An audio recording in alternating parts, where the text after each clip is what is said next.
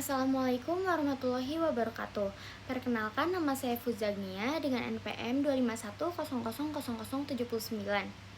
Jadi, selama satu semester mengikuti mata kuliah kewarganegaraan, saya semakin menyadari bahwa materi yang dipelajari itu tidak hanya bersifat teoritis atau sekedar pemahaman konsep, tetapi sangat berkaitan langsung dengan realitas kehidupan bermasyarakat pada saat ini. Nah, banyak fenomena sosial dan politik yang ternyata dapat dijelaskan melalui materi perkuliahan, sehingga pembelajaran terasa lebih relevan dan kontekstual. Salah satu fenomena yang paling terasa itu dampaknya adalah post-truth, yaitu kondisi ketika opini pribadi, emosi, dan keyakinan subjektif seringkali dianggap lebih benar daripada fakta yang dapat dibuktikan. Fenomena ini menjadi tantangan serius bagi kehidupan demokrasi karena berpotensi menimbulkan kesalahpahaman, konflik sosial, bahkan perpecahan di tengah masyarakat yang majemuk. Lalu ada pendidikan demokrasi. Kebebasan berpendapat bukanlah kebebasan tanpa batas. Setiap warga negara itu memiliki hak untuk menyampaikan pendapatnya masing-masing. Namun, kebebasan tersebut harus diimbangi dengan sikap tanggung jawab dan etika. Nah, demokrasi itu bukan sekedar keberanian berbicara, tetapi juga tentang kesediaan untuk mendengarkan, menghargai perbedaan pandangan, serta menyelesaikan persoalan melalui musyawarah dan dialog yang sehat. Dalam hal ini, nilai-nilai demokrasi Pancasila memberikan landasan penting karena menekankan toleransi, keadilan, dan penghormatan terhadap martabat manusia. Saya juga memperoleh pemahaman bahwa seluruh peraturan perundang-undangan di Indonesia pada dasarnya merupakan tafsir dari nilai-nilai Pancasila. Setiap undang-undang dibentuk tidak terlepas dari cita-cita bangsa sebagaimana tercermin dalam Pancasila.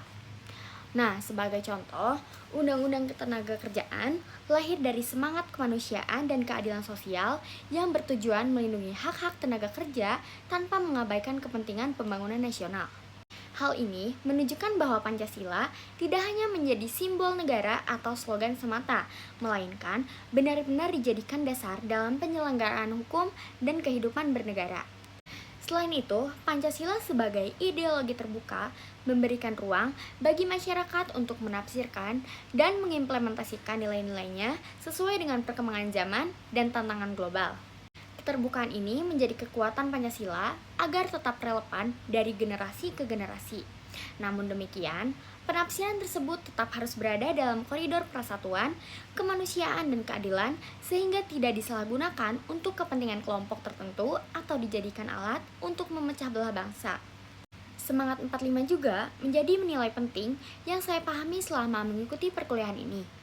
Semangat tersebut mengajarkan bahwa persatuan merupakan kekuatan utama bangsa Indonesia dalam menghadapi berbagai tantangan, baik dari dalam maupun luar negeri.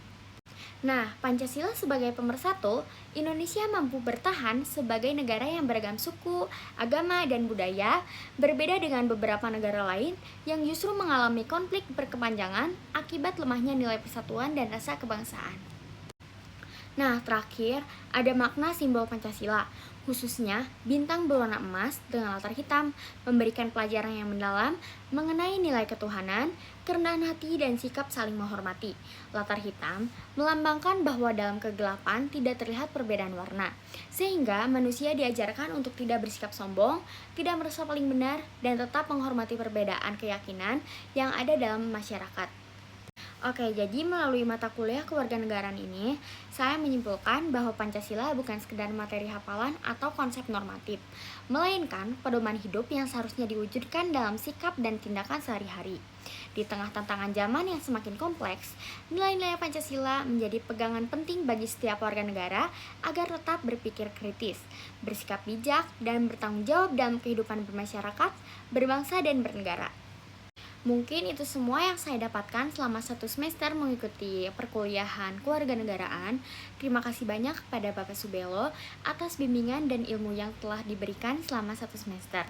Penjelasan yang jelas dan sikap yang inspiratif sangat membantu kami memahami materi dengan baik. Cukup sekian dari saya. Wassalamualaikum warahmatullahi wabarakatuh.